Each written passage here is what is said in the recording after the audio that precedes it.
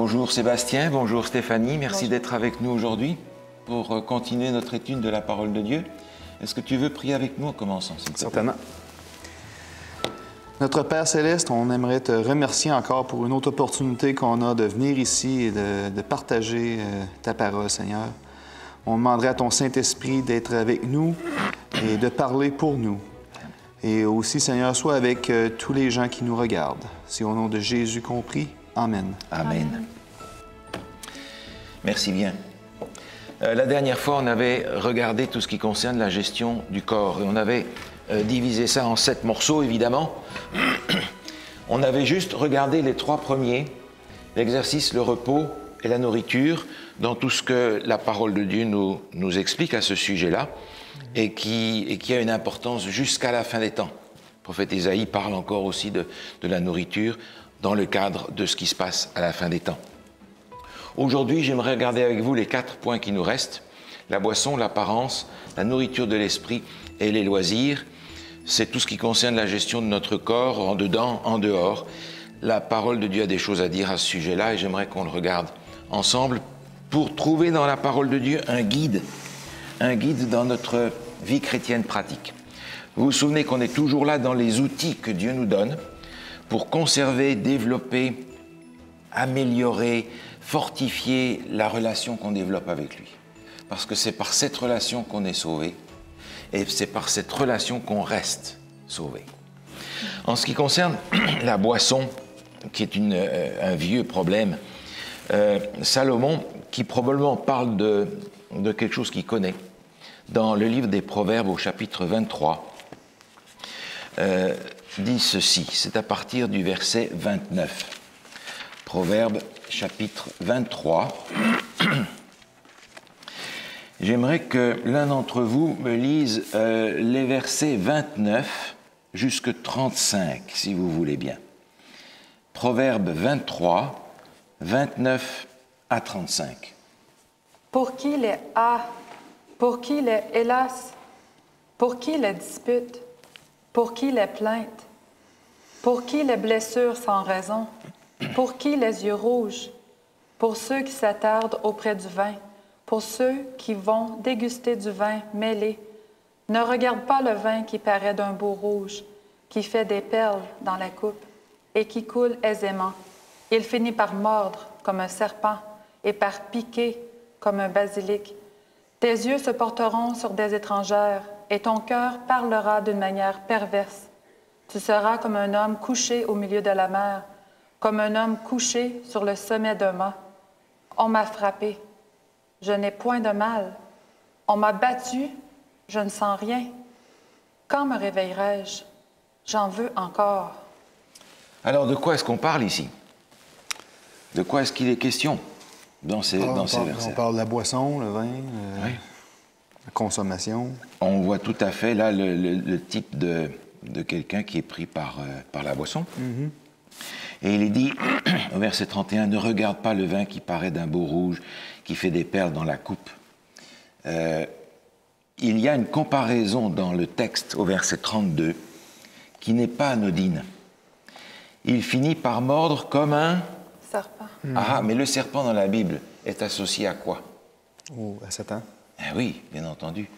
Et on voit déjà dans ce texte tout ce que le serpent pousse l'homme à faire, l'homme, la femme, l'être humain, on s'entend, à partir du moment où, sous l'effet de la boisson, il n'est plus au contrôle de lui-même. Mm-hmm. Parmi les fruits de l'esprit, on a justement cette idée de maîtrise de soi, de contrôle de soi. Et tout ce qui, dans notre civilisation, qui est encore plus ingénieuse que celle-là peut-être pour produire des substances qui nous détruisent, tout ce qui va amoindrir notre capacité de nous contrôler nous-mêmes, va nous mettre sous l'emprise du serpent. Imaginez un instant, juste un instant, que Jésus ait pris de la boisson alcoolisée. C'était fini. C'était fini. Parce que Jésus a lutté de toutes ses forces pour suivre le plan de Dieu. S'il n'était pas au contrôle de toutes les forces qu'il avait, Mais le plan du salut tombait par terre, et nous avec. On a donc dans les Écritures cette indication que des résultats de l'utilisation de l'alcool. D'ailleurs, quand on pense à tous les événements qui sont rapportés dans l'Écriture et qui nous parlent de ce qui s'est passé avec l'alcool, c'est chaque fois une catastrophe. Ouais. Pensez à Noé. Noé qui a fabriqué après le déluge du vin alcoolisé. Catastrophe. Pensez aux filles de Lot. Catastrophe. Etc. Et on a par conséquent dans les Écritures des indications qui nous sont données, non pas en disant « tu boiras pas », mais « regarde, si tu bois, voilà ce qui arrive ». Par conséquent, il y a plein de mauvaises décisions qui ont été prises par des rois lorsqu'ils étaient sous l'influence d'alcool. Exactement. Ouais. Exactement. Et aujourd'hui, il n'y a pas que les rois qui font ça. Ouais. N'est-ce pas? Alors, voilà un texte qui nous parle clairement de ça. J'aimerais regarder un autre passage dans l'Évangile selon Luc, au chapitre 1er. Évangile selon Luc, chapitre 1er. Il est là question de Jean-Baptiste, et j'aimerais qu'on puisse lire ensemble les versets 15 à 17. « Car il sera grand devant le Seigneur. Il ne boira ni vin, ni liqueur enivrante, et il sera rempli de l'Esprit Saint dès le sein de sa mère. Il ramènera plusieurs des fils d'Israël au Seigneur, leur Dieu. Il marchera devant Dieu avec l'esprit et la puissance d'Élie, pour ramener les cœurs des pères vers les enfants et les rebelles à la sagesse des justes, afin de préparer au Seigneur un peuple bien disposé. » Merci. Alors, il y a dans ce texte l'annonce donc du rôle de Jean-Baptiste, et il est fait ici référence à deux choses de l'Ancien Testament. Il est dit, voilà, il ramènera les cœurs des pères vers les enfants, etc. Est-ce que vous voyez à quelle prophétie ça fait référence, ça? Vous avez une idée? Je l'ai déjà lu, oui. Dernier livre de l'Ancien Testament. Oui. Dernier verset. L'Ancien Testament se termine avec ça. Si vous voulez lire Malachie chapitre 4, versets 5 et 6. Voici, je vous enverrai Élie, le prophète, avant que le jour de l'Éternel arrive, ce jour grand et redoutable. Il ramènera le cœur des pères à leurs enfants et le cœur des enfants à leurs pères, de peur que je ne vienne frapper le pays d'interdit. Merci. Une prophétie ici qui parle de Élie qui doit revenir à la fin des temps, avant le jour de l'Éternel. Et effectivement, le texte de Luc où on était un instant et où je reviens, parle qu'il va venir avec la puissance d'Élie. Il y a donc dans Jean-Baptiste l'accomplissement d'une promesse qui est dans l'Ancien Testament et qui est partielle parce que cette promesse doit s'accomplir jusque dans la fin des temps. Par conséquent, à la fin des temps, il doit y avoir parmi les croyants des gens qui ont ce rôle de Élie, qui ont ce rôle de Jean-Baptiste et qui ont aussi un mode de vie qui correspond à la solennité de la mission qu'ils ont à remplir. N'est-ce pas? Ouais. Par conséquent, si on veut servir Dieu dans ces rôles-là, il faut qu'on soit pleinement au contrôle de l'instrument par lequel Dieu communique avec nous. Ouais. Si on brouille le message de communication entre Dieu et nous et l'instrument de réception, comment voulez-vous que ça marche? Et il n'y a pas besoin de devenir un alcoolique qui vomit dans le caniveau. L'utilisation constante de l'alcool va amoindrir nos facultés mentales. En tant que chrétien qui attend Jésus pour son prochain retour, je ne peux pas me permettre une chose pareille. Je ne peux pas me permettre une chose pareille. J'aimerais lire un autre texte qui est dans la première lettre de Paul à Timothée. Et c'est un texte qui est souvent utilisé par même des chrétiens aujourd'hui pour dire oui, mais ça c'est de l'histoire ancienne, ça. L'apôtre Paul nous permet d'utiliser l'alcool. Est-ce que quelqu'un voudrait lire dans 1 Timothée chapitre 5, 1 Timothée chapitre 5, le verset 23. Ici, l'apôtre Paul s'adresse à Timothée, son enfant spirituel et un des pasteurs de ce temps-là, en lui disant ceci. Verset 23, 1 Timothée chapitre 5. « Ne continue pas à ne boire que de l'eau, mais fais usage d'un peu de vin à cause de ton estomac et de tes fréquentes indispositions. » Merci. Alors, comme je disais, ce texte est souvent utilisé pour dire, ben voyez, ce n'est pas un problème. Qu'est-ce que l'apôtre Paul est en train de dire ici à Timothée? En fait, le message de ce texte, c'est quoi? Bon, on dirait que c'est relié à une cause médicale, à cause de ton estomac. Exactement. Mais c'est peut-être du jus de raisin non fermenté aussi? Mais probablement pas, parce que justement, ce qui aide à la digestion, c'est l'alcool qui est dans le vin. Et il lui dit, ne continue pas de boire que de l'eau, fais usage d'un peu de vin. Et effectivement, c'est à cause d'une condition médicale qu'il a. Il a un problème d'estomac qu'on ne connaît pas. Et l'apôtre Paul lui dit, bon, pour t'aider dans ces problèmes-là, utilise ça. En fait, c'est ce qu'on a aujourd'hui avec toute notre médecine, qui va même utiliser des poisons pour nous guérir, soi-disant. C'est pas? Utiliser un certain nombre de choses qui vont être incorporées dans des médicaments d'une nature ou d'une autre pour soigner un problème. Est-ce que ça veut dire qu'on peut boire de l'alcool? Non. Ça veut dire qu'on a le devoir de se soigner le mieux qu'on peut. Et je pense qu'à l'époque, il ne devait pas avoir grand-chose pour se soigner. Mais est-ce que c'est pour se soigner ou pour enlever la douleur? Ben, ça revient au même. Il avait probablement des douleurs d'estomac, il avait probablement de la difficulté à digérer, et l'apôtre Paul lui dit, ben, prends un petit peu de vin, ça va peut-être avec un repas t'aider à digérer. Ouais, moi, je le vois aussi dans le sens que, bon, ici dans le texte, ça dit pour t'aider. Ouais. Bon, on prend, mettons, quelqu'un qui est maniaco-dépressif, qui doit prendre du lithium comme médicament. Bon, moi qui n'ai pas maniaco-dépressif, je peux pas dire, oh, ben, moi, je vais consommer du lithium parce que ça me tente. Exact. Donc, c'est un peu dans ce sens-là ici. Là. Tout à T'en fait. as besoin, OK, oui, c'est correct. Si t'en as pas besoin, C'est ça. t'es pas supposé d'en consommer. Là. C'est ça. Ouais. C'est ça.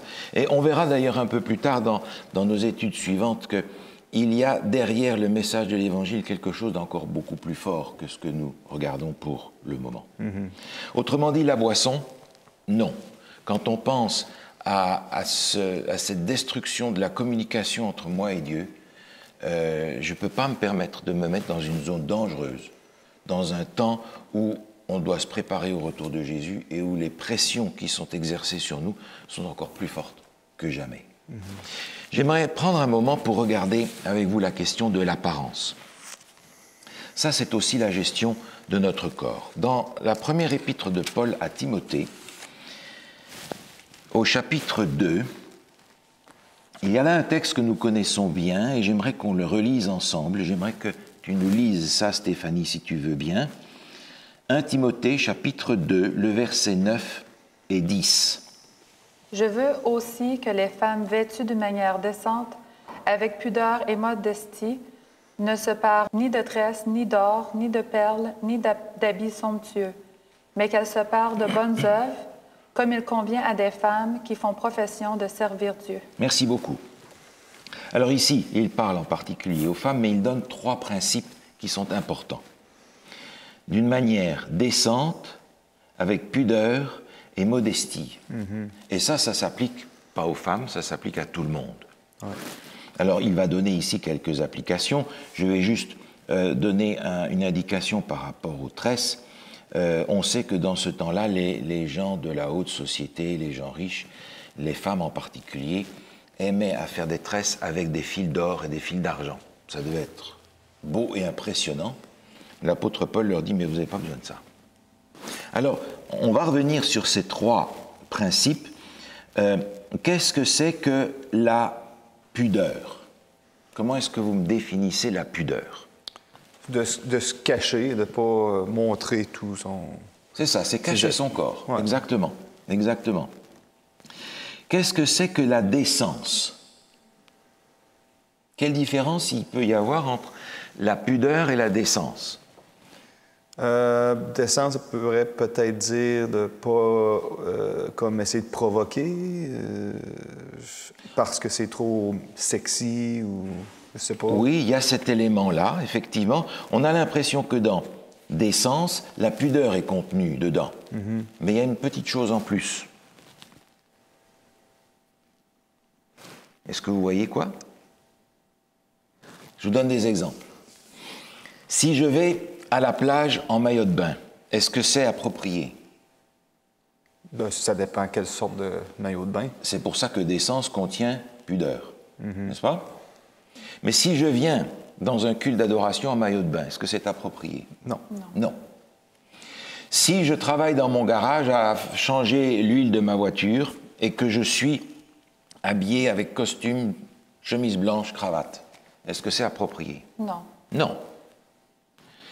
Et inversement, si je viens, par exemple, rendre visite à monsieur le maire avec un jean troué, avec une chemise pleine de graisse et des gants pleins de cambouis, est-ce que c'est approprié? Non. Non. Mais dans mon garage, oui. Donc il y a dans la notion de décence la notion de pudeur qui est dedans, plus la notion d'approprié. Parce que je dois avoir l'habillement qui est approprié à la circonstance et à l'activité que j'ai à ce moment-là. Donc ce qui peut être décent dans une certaine situation ne va pas nécessairement l'être dans une autre. Donc il y a cette notion d'approprié et cette notion inclus de pudeur. OK. Qu'est-ce que c'est que la modestie? Dans le sens de ne pas s'acheter, mettons, un gilet à 5 000 Exact. ou des souliers. Là, on voit ça, des jeunes aujourd'hui, souvent on voit ça, ils achètent des souliers à 500 C'est pas nécessaire. Tu peux en avoir à 75 qui font la même chose. Exactement. La modestie est en rapport avec la simplicité par rapport aux deux autres caractéristiques qui sont données avant.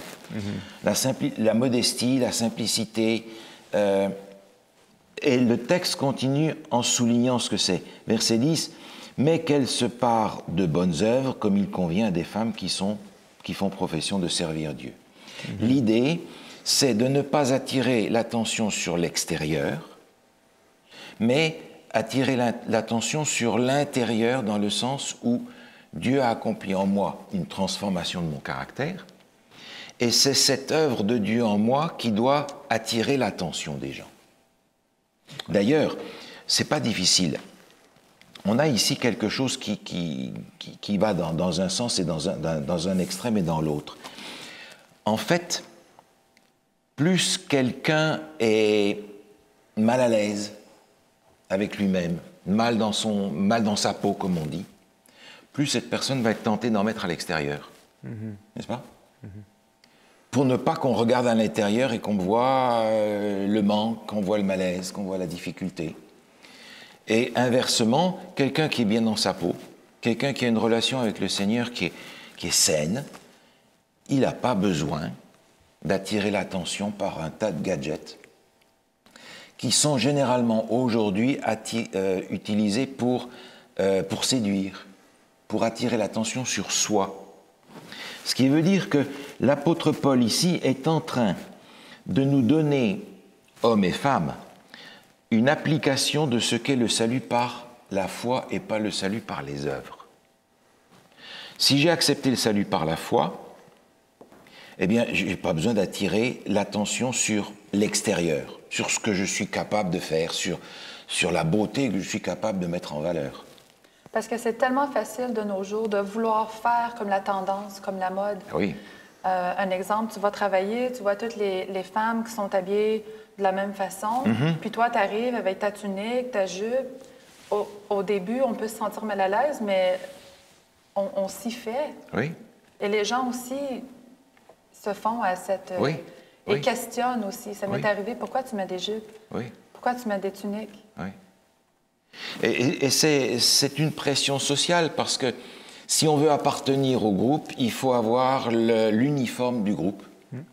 Et cet uniforme, il est ce qu'on nous sert à porter. Qu'on soit homme, qu'on soit femme, ça revient au même. Ici, l'apôtre Paul parle en particulier des femmes parce que c'est peut-être davantage dans la mentalité de la femme d'attirer l'attention sur la grâce qui lui a été donnée, sur la beauté qui lui a été donnée, et de vouloir en rajouter. Maintenant, vous regardez les catalogues, là où il y a des pages marquées séduction, regardez ce qu'ils proposent. Et vous voyez tout de suite à quoi servent tous les outils qui sont vendus aujourd'hui pour provoquer la séduction. Alors, est-ce qu'en tant que chrétien ou chrétienne, je vais utiliser ça? Non. Non, je vais utiliser ces 3 principes en me posant la question, est-ce que je suis habillé d'une façon pudique? Est-ce que mon habillement maintenant est décent par rapport à ce que je fais?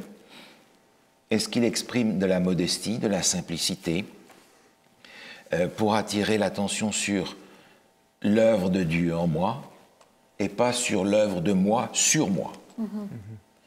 Les hommes et les femmes vont faire ça d'une façon différente. Les femmes vont avoir recours facilement à de la peinture, à des bijoux, à toutes sortes de choses comme ça. Ouais. Les hommes vont plutôt avoir recours à du matériel, des voitures, des ordinateurs, des motos, des appareils sophistiqués, de la technologie super avancée.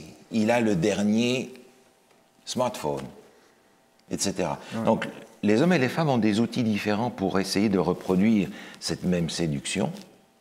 Mais ici, l'apôtre Paul dit, hey, attendez, il y a 3 principes là, dans votre extérieur. Est-ce que vous les appliquez? N'est-ce pas? Ça peut être un... je pourrais comprendre une jeune fille qui pourrait être confuse avec modestie, tous ces termes, parce qu'on a tendance à vouloir comparer avec les autres. Et puis là, si on regarde aujourd'hui la tendance, comment je vais prendre l'exemple des jeunes filles, là, dans ce cas-ci, comment est-ce qu'ils s'habillent? Bon, ils ont les jupes très, très, très courtes. Donc, si la jeune chrétienne, elle se dit, ben moi, je veux être modeste, fait que je vais porter une jupe un peu plus longue, mais ça reste peut-être que la jupe sera quand même pas modeste, mais comparée la société d'aujourd'hui, elle va l'être modeste. Donc, ça peut être difficile pour une jeune fille de comprendre exactement. Ouais. Tout à fait. Et je crois que c'est important, en ce qui concerne l'apparence, de comprendre que la façon dont on est habillé, dont on se comporte, est un langage non verbal. Tout à fait. Non verbal.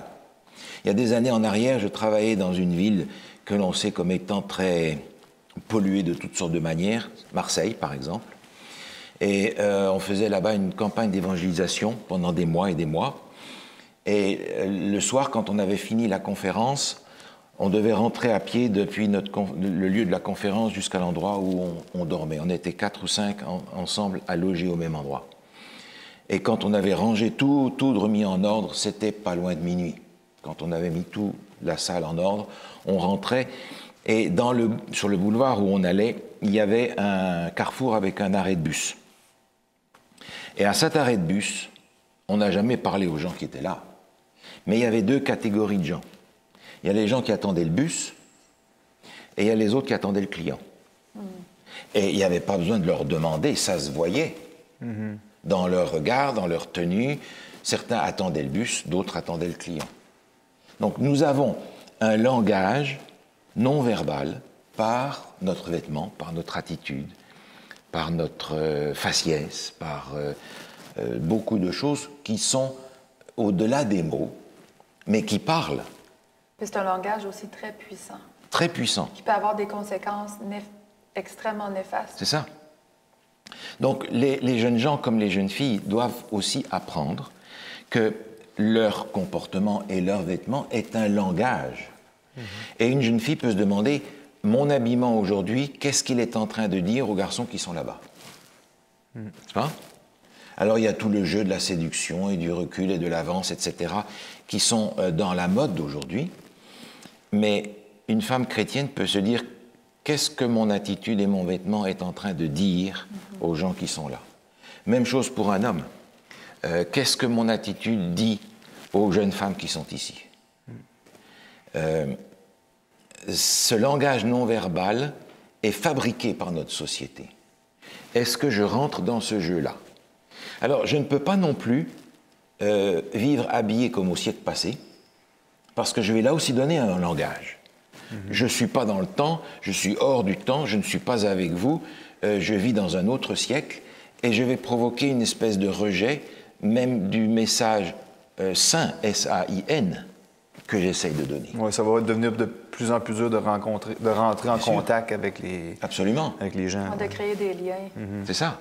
Donc j'ai besoin d'être dans mon temps, mais j'ai besoin dans mon temps d'avoir un langage non verbal qui dit déjà avant mon premier mot que je suis sur une autre piste que la plupart des gens à qui j'ai affaire. Que ce soit depuis la longueur de mes jupes jusqu'à l'endroit où j'ai ouvert ma chemise et tout le reste. Tout doit être réfléchi en disant, est-ce que je suis en train d'acheter les outils de séduction et les jouets d'une société contemporaine qui ne cherche pas à satisfaire les principes de l'écriture. Donc ces principes sont importants parce que je peux les appliquer dans n'importe quelle culture, dans n'importe quelle époque, et à savoir, dans telle époque, ce que je dois faire pour rentrer dans ces trois principes qui sont fondamentaux. J'aimerais regarder un autre texte avec vous, si vous voulez bien, dans Ézéchiel, chapitre 23. Ézéchiel, chapitre 23, reprend ce même thème. Et ici, dans ce chapitre, on a une comparaison. Deux sœurs sont présentées comme des types de Jérusalem et de Samarie. Et par le prophète Ézéchiel, Dieu va donner des images pour montrer à quel point ces deux villes, et donc les peuples qui sont avec, Israël et Juda, se sont éloignés de Dieu. Et j'aimerais qu'on puisse lire dans Ézéchiel chapitre 23 les versets 40 à 42. Ézéchiel 23, versets 40 à 42. Alors, et même, elles ont fait chercher des hommes venant de loin. Elles leur ont envoyé des messagers, et voici, ils sont venus. Pour eux, tu t'es lavé, tu as mis du fard à tes yeux, tu t'es paré de tes ornements. Tu t'es assise sur un lit magnifique, devant lequel une table était dressée, et tu as placé sur cette table mon encens et mon huile. On entendait les cris d'une multitude joyeuse. Et parmi cette foule d'hommes, on a fait venir du désert des Sabéens qui ont mis des bracelets aux mains des deux sœurs et de superbes couronnes sur leurs têtes. Merci. Et après, on parle de la notion d'adultère, de prostitution dans le sens spirituel, c'est-à-dire que le peuple d'Israël avait, par l'influence des peuples avoisinants qu'ils avaient invités, ils étaient tombés dans l'idolâtrie.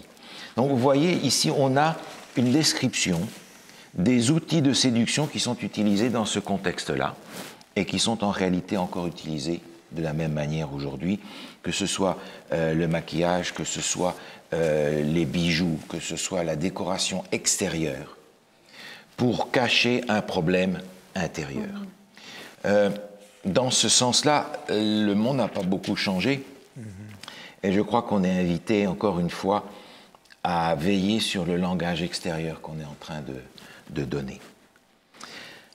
Dans le livre de l'Apocalypse, on va retrouver la même chose. On va retrouver cette même comparaison, si on peut dire, dans l'Apocalypse au chapitre 17. Vous savez que dans l'Apocalypse, il est question de deux femmes qui représentent deux sortes de peuples, le peuple fidèle à Dieu et le peuple infidèle à Dieu, image de la femme, le peuple de Dieu. Et la femme qui est infidèle à Dieu, elle est décrite dans Apocalypse chapitre 17, et on va lire, si vous voulez bien, le verset 3 et 4. Il me transporta en esprit dans un désert, et je vis une femme assise sur une bête écarlate, pleine de noms de blasphème, ayant 7 têtes et 10 cornes.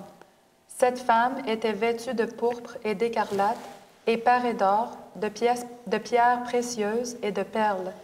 Elle tenait dans sa main une coupe d'or, remplie d'abominations et des impuretés de sa prostitution. Merci. Dans les versets suivants, on apprend son nom, Babylone, la mère des prostituées. Et là, il faut se référer à ce qu'est Babylone dans l'Ancien Testament pour comprendre ce qu'est la Babylone spirituelle dans le Nouveau Testament. Un peu plus loin, au chapitre 18, au verset 8, on a l'autre côté, l'autre femme. Et on pourrait lire Apocalypse chapitre 19. Apocalypse chapitre 19, le verset 7 et 8. Là, c'est l'autre côté, c'est l'autre femme. OK. Si tu veux bien nous lire ça. Réjouissons-nous et soyons dans l'allégresse et donnons-lui gloire, car les noces de l'agneau sont venues et son épouse s'est préparée.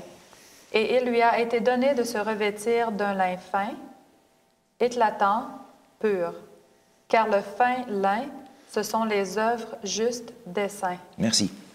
Vous voyez la différence? Ouais. Donc Dieu va utiliser ces deux femmes avec deux caractéristiques différentes. Une, elle est pleine de mauvaises choses et c'est dehors que ça se passe. Et l'autre, c'est une femme sainte. Les œuvres justes des saints sont sa parure. Donc deux types différents. Et qui peuvent se retrouver aussi parmi nous dans un langage non verbal qui exprime ce que l'on a ou ce que l'on n'a pas à l'intérieur. Maintenant, j'aimerais aller un pas un peu plus loin en rapport avec la tenue extérieure, en rapport avec des choses qui sont dans l'Ancien Testament aussi et qui sont dans le Nouveau. J'aimerais regarder ce texte dans Exode chapitre 33. Exode chapitre 33, on a là une situation un peu dramatique dans l'histoire du peuple hébreu. Vous vous souvenez que Moïse est monté sur la montagne où il va recevoir les 10 commandements. Pendant ce temps-là, on fait la fête en bas, on va construire une idole, un veau d'or, et quand Moïse vient, c'est la colère qui arrive. Non seulement Moïse est furieux de voir ce que le peuple fait quand il n'est pas là, mais Dieu aussi va exprimer sa colère par rapport à ça. Et il va juger le peuple. J'aimerais qu'on lise dans Exode 33 les versets 4 à 6. Exode 33, versets 4 à 6. Lorsque le peuple eut entendu ces sinistres paroles, il fut dans la désolation, et personne ne mit ses ornements. Et l'Éternel dit à Moïse, « Dis aux enfants d'Israël, vous êtes un peuple au cou raide. Si je montais un seul instant au milieu de toi, je te consumerais. Ôte maintenant tes ornements de dessous de toi, et je verrai ce que je te ferai. » Les enfants d'Israël se dépouillèrent de leurs ornements en s'éloignant du mont Horeb. Merci. On est là dans un contexte de jugement. Le peuple a péché d'une façon assez évidente et grave, et Dieu dit, bon, je vais exercer un jugement sur vous. À la suite de ça, on va enlever le tabernacle qui est au milieu, le sanctuaire qui est au milieu du camp, et on va le mettre à l'extérieur. Dieu dit, si je reste au milieu de vous, vous allez disparaître. Donc, je vais me mettre à l'écart pour que vous puissiez survivre dans votre situation. Et je vais voir ce que je vais faire avec vous. Donc, Dieu prend là une mesure énergique. On va transporter le sanctuaire et le sortir du camp. Et le peuple se dit, oula, Dieu se retire. Dieu n'est plus au milieu de nous. Et dans ce contexte de jugement, Dieu leur dit, enlevez vos ornements, présentez-vous devant moi tel que vous êtes. Commencez pas à essayer d'arranger l'extérieur et de vous rendre agréable à ma vue par tout un tas d'artifices. Parce que moi, je regarde au cœur, pas à l'extérieur. Apprenez donc à faire la même chose. Enlevez tout le bazar que vous avez mis sur vous parce que vous voulez paraître bien, etc. Et dans le cadre de cette idolâtrie, paraissez devant moi tel que vous êtes. Et je crois que dans le contexte où nous sommes aujourd'hui, qui est un contexte de jugement, puisque le jugement a déjà commencé dans le ciel, en prévision du retour de Jésus, Dieu, je crois, nous demande d'avoir la même attitude. Une attitude de dépouillement, une attitude de simplicité, une attitude de modestie, en ne cherchant pas à paraître, mais en cherchant à être. C'est une grosse différence. Oui. Que ce soit envers les autres ou que ce soit envers Dieu. Et puis, pour répondre à une question qui sort aujourd'hui et qui est appropriée aujourd'hui, j'aimerais lire encore un texte avec vous dans le livre de Lévitique, au chapitre 19. Lévitique chapitre 19. Et dans ce chapitre où il y a plusieurs instructions qui sont données, dans le domaine pratique, j'aimerais qu'on lise le verset 28. Lévitique 19, verset 28. Vous ne ferez point d'incision dans votre chair pour un mort, et vous n'imprimerez point de figure sur vous. Je suis l'Éternel. Oh, ça c'est une vieille mode, hein? Tatou. Et aujourd'hui, ça fait partie de ce langage non verbal qui m'associe avec les gens qui sont tous de cette même, avec ces mêmes caractéristiques. Et Dieu dit, écoutez, vous avez été créés à l'image de Dieu. Cette image est déjà suffisamment abîmée en vous par le péché. Ne continuez pas à mettre des graffitis sur l'image de Dieu qui est encore en vous. C'est une façon de m'exprimer, si vous voulez, mais c'est ça. Oui. Parce que c'était déjà l'habitude dans les cultes païens, dans tout ce qui était idolâtrie, et là en particulier spiritisme, en rapport avec le contact avec les morts, pas d'incision. Vous vous souvenez que lorsque Élie était sur le mont Carmel et qu'il y avait là les prophètes de Baal, etc., d'Astarté, pendant toute la journée, c'est ce qu'ils ont fait pour essayer d'impressionner Dieu. Mais Dieu n'est pas impressionné avec des choses comme ça. Et par conséquent, aujourd'hui, en tant que chrétien, lorsque Dieu dit « Je suis l'Éternel », je suis en train d'entendre un appel de Dieu qui dit « Écoutez, si je suis votre maître, si je suis votre Dieu, si je suis votre sauveur, suivez mon mode d'emploi. Oui. N'allez pas encore mettre des graffitis pour abîmer davantage l'image de Dieu en vous que le péché a déjà détruit largement, suffisamment et beaucoup trop. » Vous savez, avec le temps, je suis toujours impressionné de voir, par exemple, avec le temps, les couples, hommes et femmes, qui, dans leur âge avancé, prennent de la simplicité et de la ressemblance. Parce qu'ils ont vécu ensemble 50, 60, 70 ans. Et ça a fait d'eux véritablement ce que Dieu veut, c'est-à-dire une nouvelle personne. Mais c'est finalement ce que je suis appelé à faire avec Dieu, à marcher avec lui toute ma vie et à lui ressembler, à avoir cette paix intérieure, cette beauté extérieure, malgré la dégradation de l'âge, du péché. Un beau visage de vieux, fripé comme une vieille pomme. C'est beau? Oui. Parce qu'il y a une beauté là-dedans. Il y a quelque chose de remarquable. Et Dieu voudrait La sagesse. La sagesse, la paix, la simplicité de cœur, qui grandit dans cette personne qui traverse la vie et qui mûrit, c'est le cas de le dire, d'une certaine manière. Et je suis invité à vivre ça aussi, plutôt qu'à dégrader tôt dans ma vie mon corps en y faisant des trous, en y faisant des dessins, en y accrochant tout un tas de gadgets qui appartiennent à un autre monde. Mon apparence est importante à Dieu parce qu'elle est un langage non verbal. Quel est le langage non verbal que je donne aux autres de la part de Dieu? N'est-ce pas? Et en même temps, ça reflète aussi ton vécu.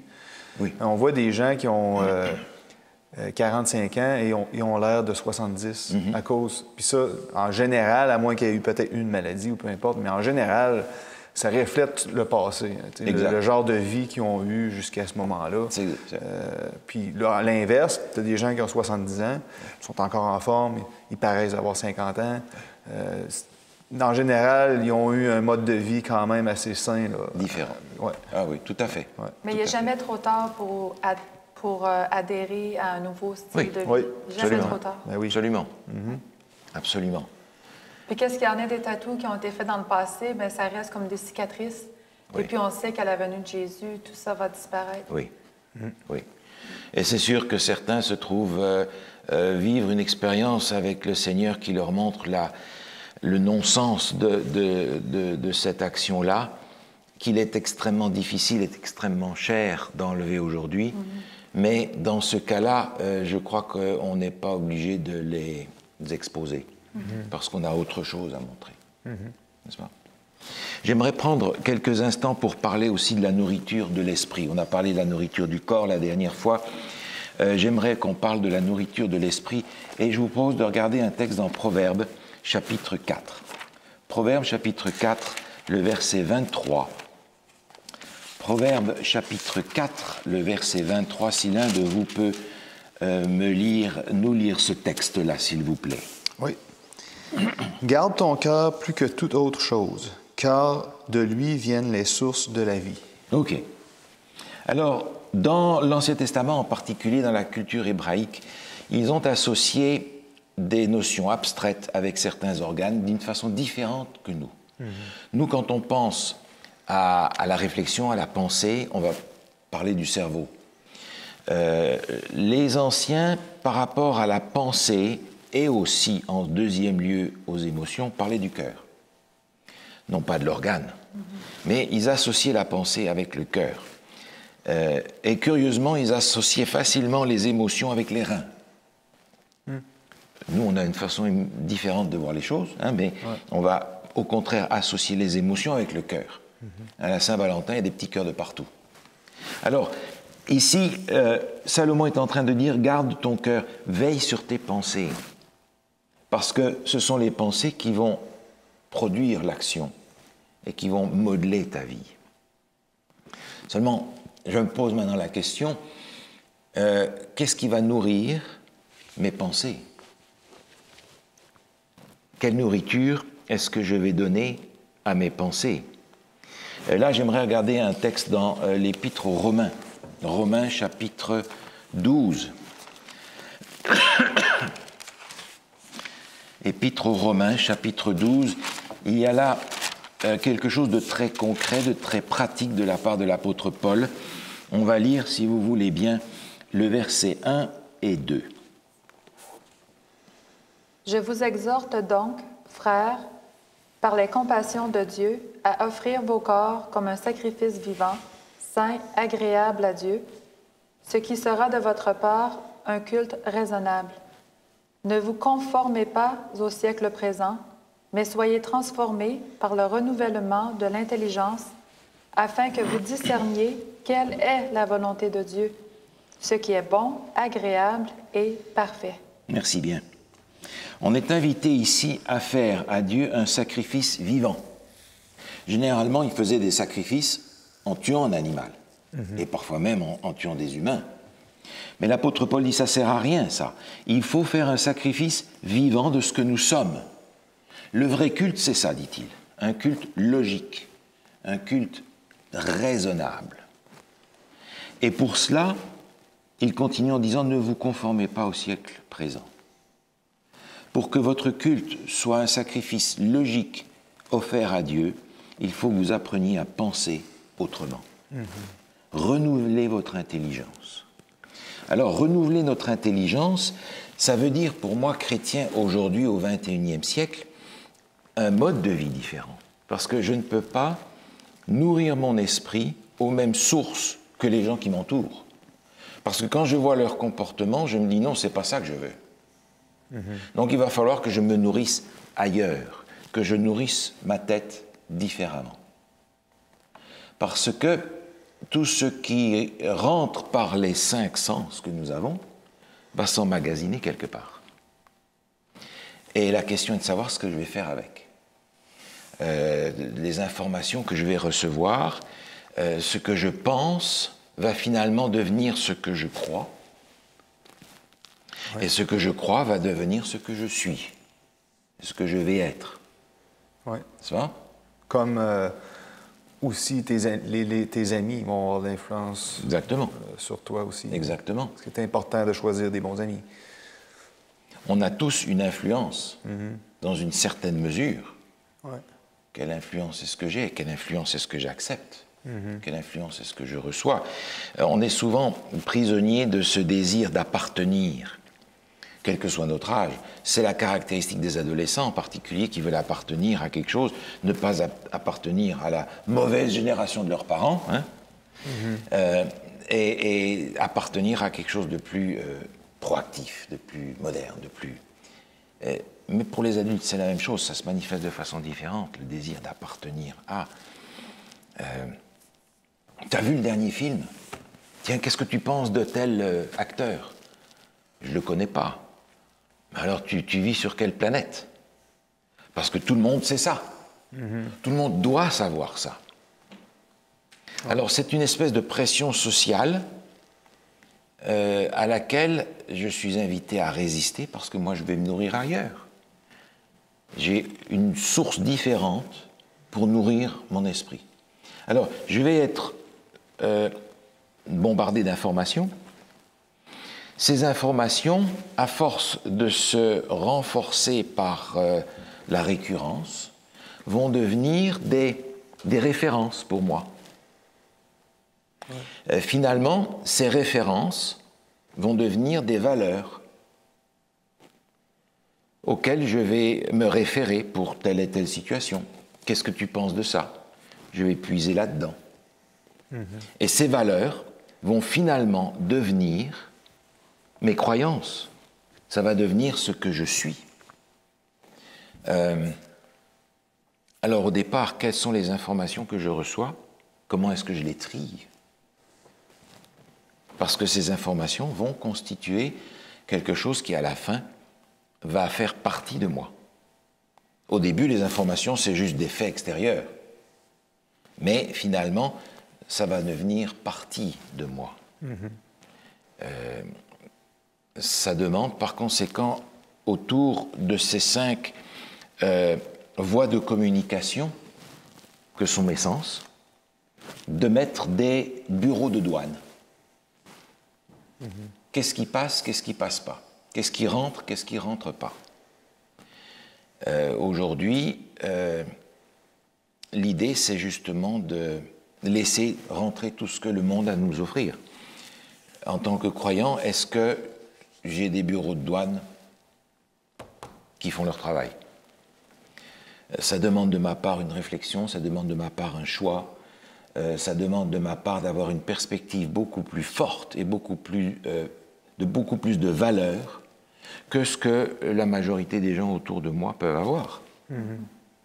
Si j'ai des valeurs beaucoup plus fortes, ça ne sera pas un problème pour moi de dire, bon, mais ça, écoutez, désolé, mais bon, ça ne me convient pas.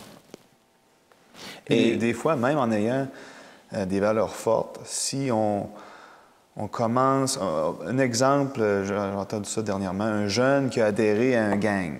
Ouais. Okay? À la base, le jeune avait besoin d'amis, il n'en trouvait pas, il a trouvé cette gang-là. Ouais. Bon, à la base, ce jeune-là, ses valeurs n'étaient pas que c'était correct de tuer du monde puis de vendre de la drogue et ci et ça. Mais là, il commence à se faire accepter puis bon, là, on fait ça, c'est correct. Ah ben, ça doit être correct de faire ça. Tous mes amis le font.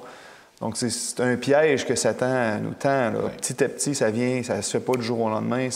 C'est toujours, quand on regarde des films, on joue à des jeux vidéo, ça se fait graduellement, lentement et sûrement, de l'expression. Et généralement, on excuse ça par le fait que c'est un divertissement. On ne va pas dire « je prends ça au sérieux », je prends ça comme un divertissement. Mais à force de voir des meurtres, des viols, des assassinats, des adultères, etc., je me nourris de ça. Divertissement ou pas. Il y a donc un filtre quelque part. Et je me souviens avoir rencontré un jeune, justement, qui avait appartenu à une gang de gens pas recommandables. Et finalement, il en est sorti, et ça lui a coûté cher. Et quand je l'ai rencontré, ce jeune, il m'a dit « Je suis sorti de ce monde-là, mais il faut maintenant que je sorte ce monde de moi. C'est donc une manœuvre beaucoup plus difficile de sortir de ça que d'y entrer. Ça demande ce choix, ça demande cette perspective beaucoup plus grande que simplement avoir des amis ou simplement avoir du du divertissement à un moment ou à un autre. Avec quoi je remplis mon esprit. L'être humain, en général, a peur du changement. Hein? Ah oui. Donc, lorsqu'on devient chrétien, des fois, ça peut être ça qui nous met des breaks, là, comme on dit. Ouais. Parce que là, je dois changer. Exact. Et ça, c'est pas toujours facile d'être transformé. C'est pour ça qu'il faut vraiment laisser le Saint-Esprit le faire, parce que par nous-mêmes, ça devient pratiquement impossible là, de se transformer tout seul. Là. Non, et puis d'avoir le courage de subir les moqueries, les pressions de ceux qui sont en fait plus faibles que nous et qui parfois envient notre fermeté et notre solidité. C'est pas évident. C'est pas évident. Parce qu'il y a la marginalisation, parce qu'il y a le rejet, parce qu'il y a toutes sortes de choses qui nous isolent finalement. Si on n'a pas cet attachement à Dieu suffisant, l'isolement social va nous poser des problèmes. Ouais. N'est-ce pas? Par conséquent, je dois veiller à ce qui rentre dans ma tête, en particulier dans le domaine du divertissement. Juste un mot peut-être pour ce qui concerne justement les loisirs.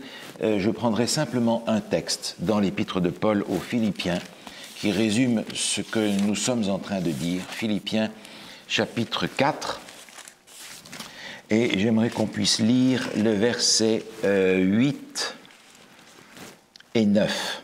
Au reste, frères, que tout ce qui est vrai, tout ce qui est honorable, tout ce qui est juste, tout ce qui est pur, tout ce qui est aimable, tout ce qui mérite l'approbation, ce qui est vertueux et digne de louange, soit l'objet de vos pensées. Ce que vous avez appris, reçu et entendu de moi, et ce que vous avez vu en moi, pratiquez-le, et le Dieu de paix sera avec vous. Merci beaucoup. Vous avez remarqué ce qui est vrai, ce qui est honorable, ce qui est juste, ce qui est pur, ce qui est aimable, ce qui mérite l'approbation, ce qui est vertueux, digne de louange, soit l'objet de vos pensées. Ouais. Pour que mes pensées s'orientent là-dedans, vous vous rendez compte qu'il va falloir que je fasse vraiment un choix délibéré des sources par lesquelles je vais nourrir ma pensée. Un grand ménage. Un grand ménage, et le monde où on est aujourd'hui ne nous met pas à l'abri de toutes sortes de choses qu'on voudrait éviter.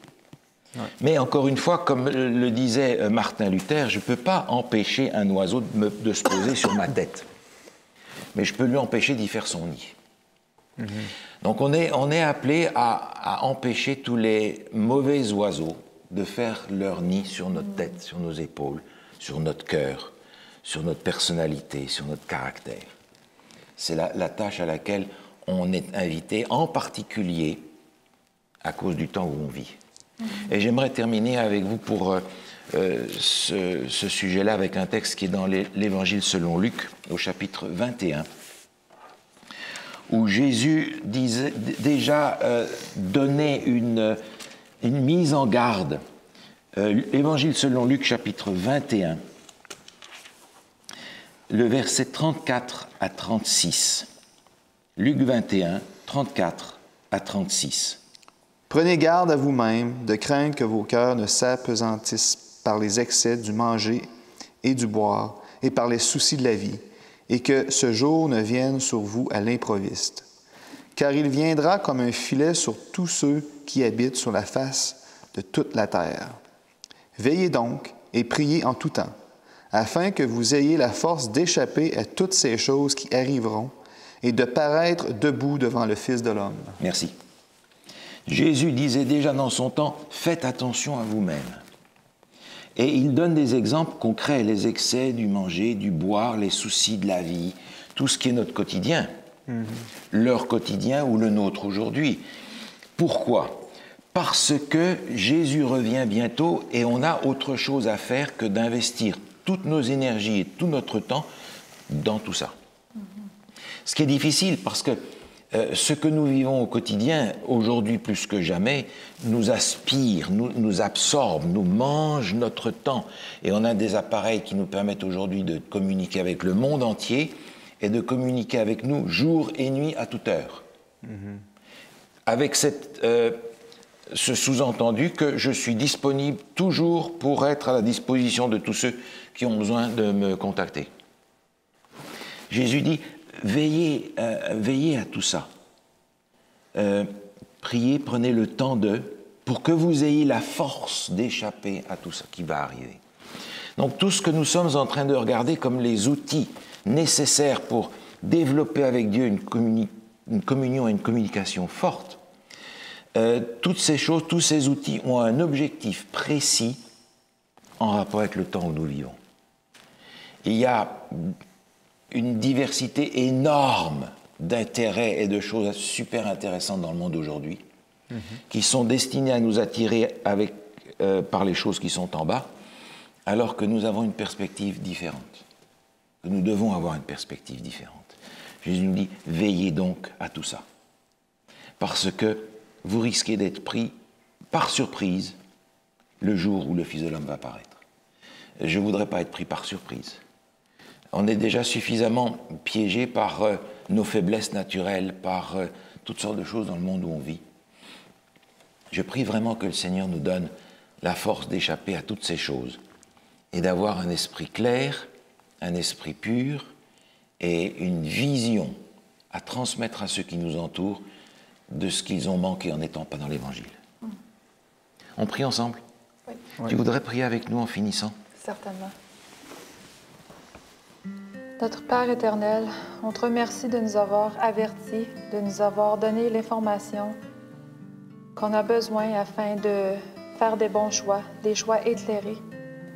Père, c'est notre prière de s'abandonner entièrement à toi, que nos pensées, nos paroles, nos actions puissent te refléter et puissent témoigner de ton amour, de ta gloire à un monde qui périt. Seigneur, on a besoin de force, on a besoin de courage, mais on sait que tu es là pour nous, que tu marches avec nous, que tu marches à l'avant de nous. Père éternel, nous t'aimons. Au nom de Jésus, Amen.